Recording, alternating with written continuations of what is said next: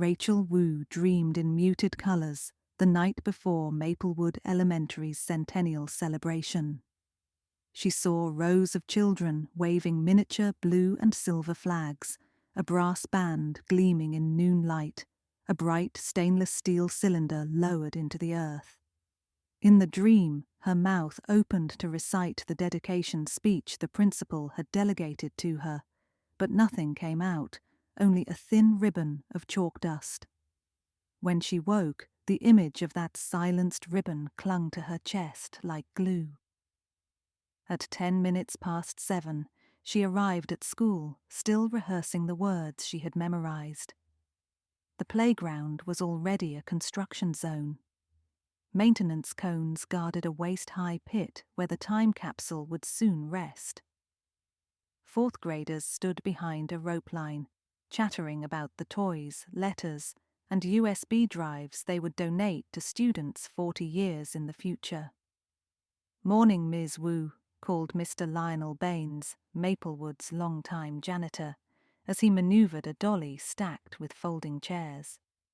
His white beard and suspenders lent him the look of a storybook carpenter, but his stride was nimble for 67.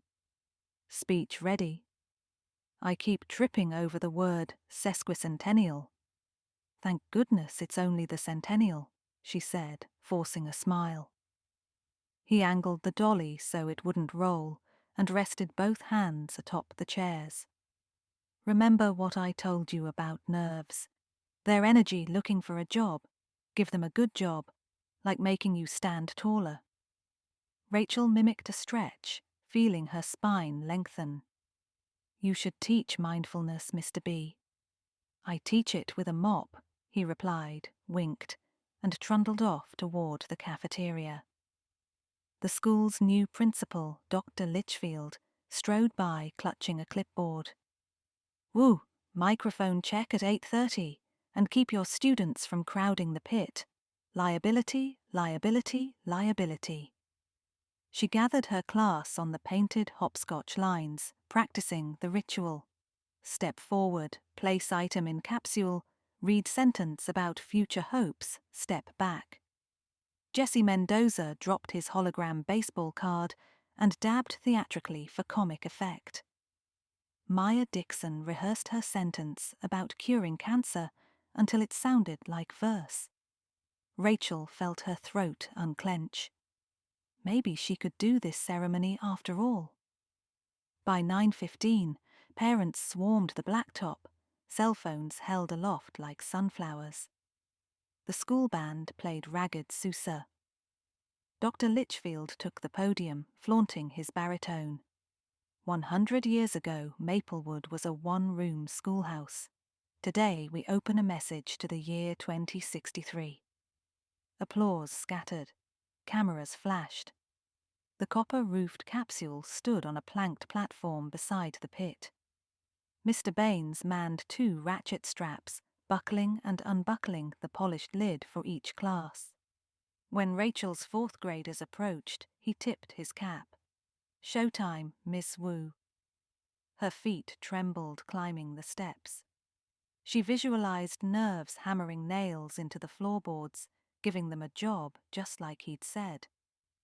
At the podium, she inhaled the smell of sun-warmed grass and brand-new paint. "We plant these memories," she began, "as we might plant a seed, trusting that those who open this capsule will greet us like old friends, reminded that curiosity, courage, and kindness never go out of style." Children cheered. Her words floated clear, ringing the afternoon like a bell. When the final item, a silver USB stick engraved with Class of 2023 Plays Minecraft, clinked into place, Mr. Baines lowered the lid and tightened the latches. The small crane the district had rented swung the capsule over the pit. Chains jangled, the cylinder disappeared into darkness. Grounds crewmen hurried to fill the hole, shoveling rich loam until only a tampered patch of earth remained. A ceremonial plaque would arrive next week, but for now orange flags marked the site. The band struck up Happy Birthday for Maplewood, and children devoured sheetcake ices in red, green, and blue. An hour later, the bell dismissed them for a 3-day weekend. By the time buses pulled away, the blacktop lay nearly empty apart from PTA tables and lingering laughter. Rachel lingered too, clearing confetti. She noticed Mr. Baines kneeling by the fresh mound, smoothing soil with a trowel as lovingly as icing on a cake. "Looks perfect," she called. He stood, wiping sweat. "Here's hoping I last long enough to see them dig it up again." He patted the ground. "You did fine up there, Ms. Wu. Nerves got the right job." Then he ambled toward the custodial closet, whistling. That was the last time she saw him alive. Saturday dawned slate grey, the sky threatening spring rain. Rachel arrived for grading duty, report cards closed Monday, and found an odd hush inside. The corridors smelled faintly of pine cleaner, but lights were off. She expected Mr. Baines's radio crackling oldies, yet heard only the building's shallow breaths. In the teacher's lounge, she met Mrs. Delgado, the librarian. "Have you seen Lionel this morning?" the older woman asked, frowning. "He never missed a Saturday shift." "Maybe the weather stalled his bus," Rachel said, though unease tugged inside her. She graded until noon, glancing down the hallway each time footsteps sounded, some ghost of footfalls that never materialized. At 1:15, the alarm company phoned Dr. Litchfield. The cafeteria delivery door stood ajar. The principal, already irritable from weekend intrusion, marched in wearing a windbreaker. He performed a brisk inspection, found no burglary, and wrote the incident off as Mr. Baines's carelessness. "When I locate him," Litchfield muttered, "we're having a serious talk." Sunday came and went without word. A thunderstorm rattled windows, and Rachel dreamed again of the time capsule, this time hearing faint thumps from underground. She jolted awake, sweat chilled on her neck. She told herself it was nothing more than worry for a friend. Monday morning, the faculty mailbox area buzzed. Mr. Baines's time card hung untouched on its peg. The second-grade hallway garbage overflowed. Bathrooms hadn't been mopped. Dr. Litchfield posted a notice. "Custodial substitute arriving by noon, business as usual." But Maplewood's children noticed the absence. At recess, Jessie wondered aloud why the hallway floors didn't sparkle. Maya said Mr. Baines always pulled weeds from the butterfly garden before school. Today they drooped, rain-battered. After dismissal, Rachel found herself alone in her classroom. She stared at the framed class photo taken 2 months earlier, where the janitor stood at one edge, broom like a shepherd's staff. In sudden impulse, she crossed the parking lot to the maintenance shed, hoping to see him. The padlock dangled open. Inside, his cart sat half-stocked. On a workbench rested a small cloth pouch she recognized. PTA volunteer Dana Wells had dropped a sterling whistle into the capsule, but then panicked it was her grandfather's heirloom. Rachel remembered seeing the pouch in Dana's shaking hands Friday right after the ceremony, just before Dana rushed off to find Lionel, begging him perhaps to retrieve it. Rachel opened the pouch, empty. A dot of mud stained one corner. She closed her eyes. A hollow pit, a time capsule lowered, a janitor with a key to everything. The thunderous dream thumps returned to her ears. She raced outside to the burial site. Rain had streaked the soil, leaving small channels. Near the center she saw half-moon scratches, a set of parallel lines curling like frantic fingernails. She brushed mud aside, more gouges appeared. Rachel's stomach lurched. No, no, no. She ran to the main office. We need to dig up the capsule, now. Dr. Litchfield looked up from a screen. On what grounds? We paid a contractor by the hour to place that thing exactly 6 feet deep. It's sealed. Mr. Baines might be in there, she blurted. The principal froze, then snorted. Ms. Wu, that's absurd and morbid. Lionel probably took an unauthorized vacation. Frankly, with his attendance record, he would have told someone, Rachel protested. We found scratches in the soil, and the heirloom whistle is missing from the capsule. Maybe he climbed in to retrieve. Absolutely not. You want headlines?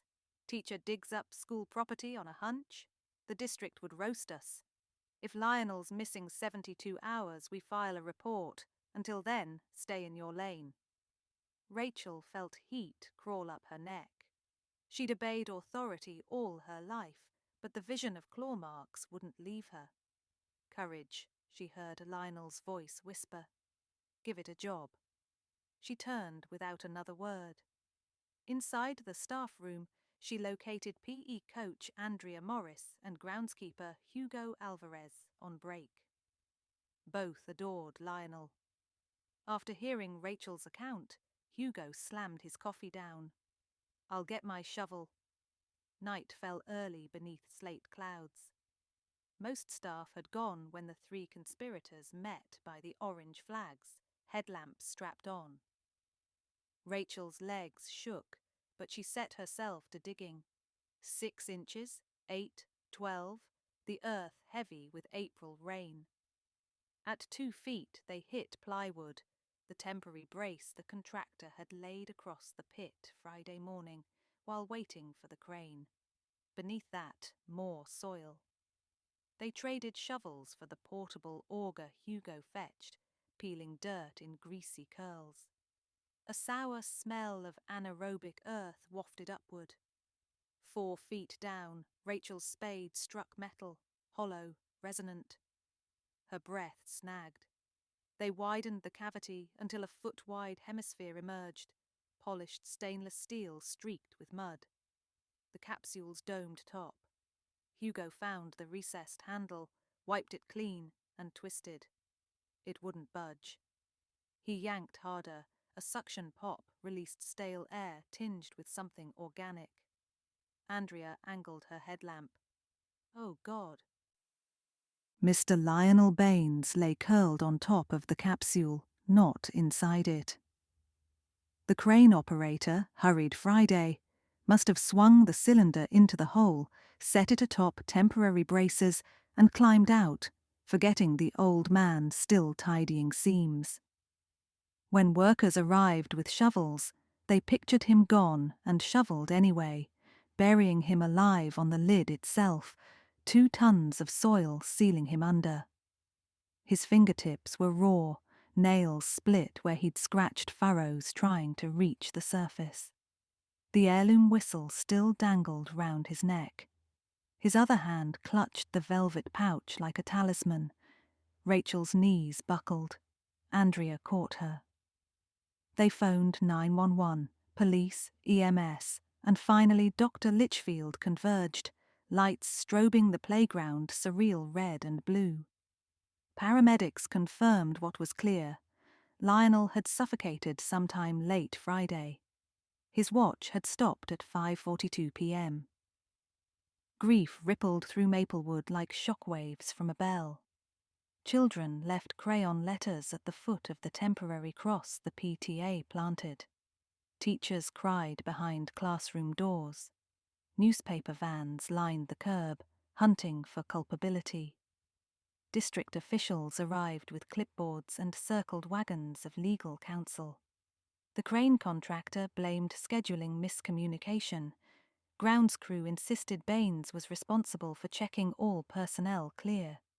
Everyone eyed everyone else, seeking a place to stack the guilt.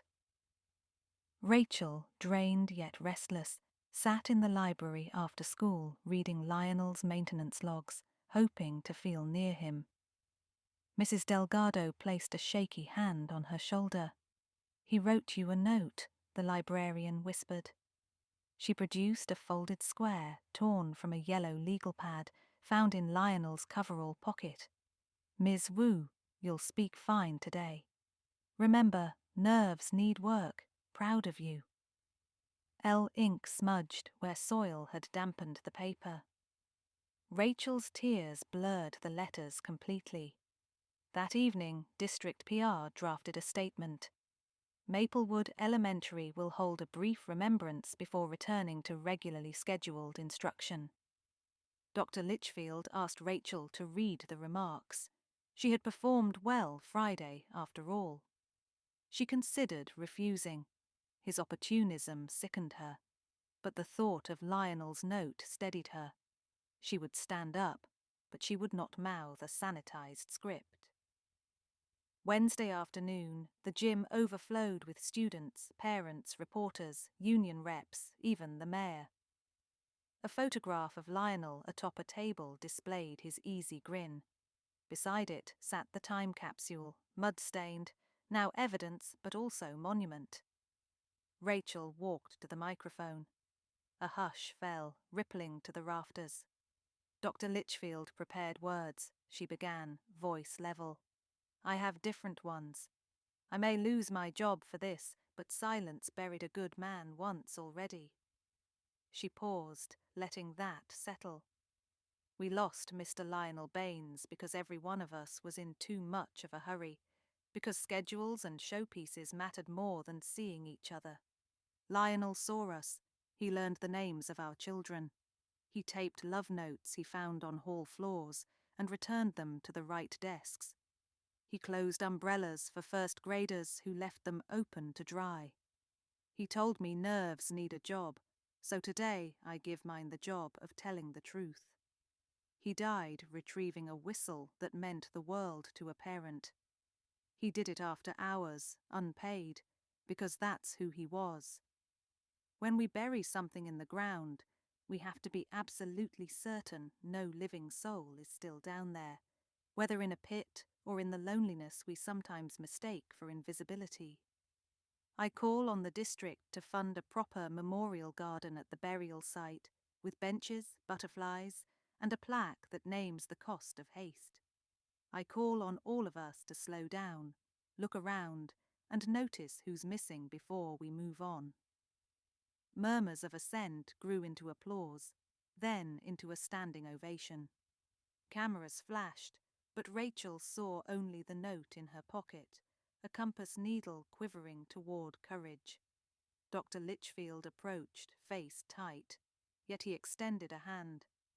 "We'll make it happen," he said grimly, perhaps recognizing that public will could not be shoved back into any capsule. Spring stretched into May. Volunteers cleared the pit, now fenced in white pickets. Students planted milkweed for monarchs, writing Lionel's favourite jokes on garden stones. The lawyer for Lionel's niece negotiated a settlement. Still, she attended every planting session, hugging children who'd once received free mechanical pencils from her uncle. One warm afternoon, Rachel found Jessie and Maya kneeling by the capsule, which sat upright on a plinth at garden's edge, scheduled to be interred again the following year, with updated safety protocols. They were taping a new item to its interior, a laminated photo of Mr. Baines, holding a broom like a guitar, snapped during last year's talent show. "Future kids need to know who kept this place shiny," Jessie said. Rachel swallowed the knot in her throat. "Let's add something else." She took a blank index card and wrote in thick marker, "If you feel unseen, knock. Someone will hear. We promise." Maya slid the card inside. As the sun lowered, fireflies flicked on over the freshly planted butterfly weed.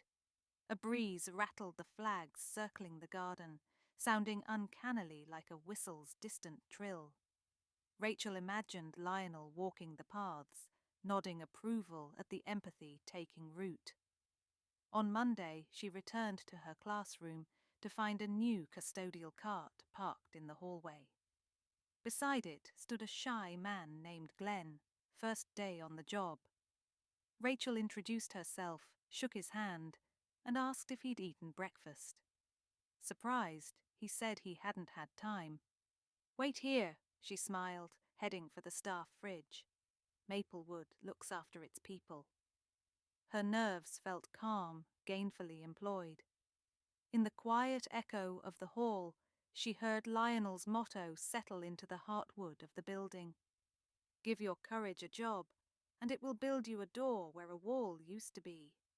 The door, once invisible, now stood open.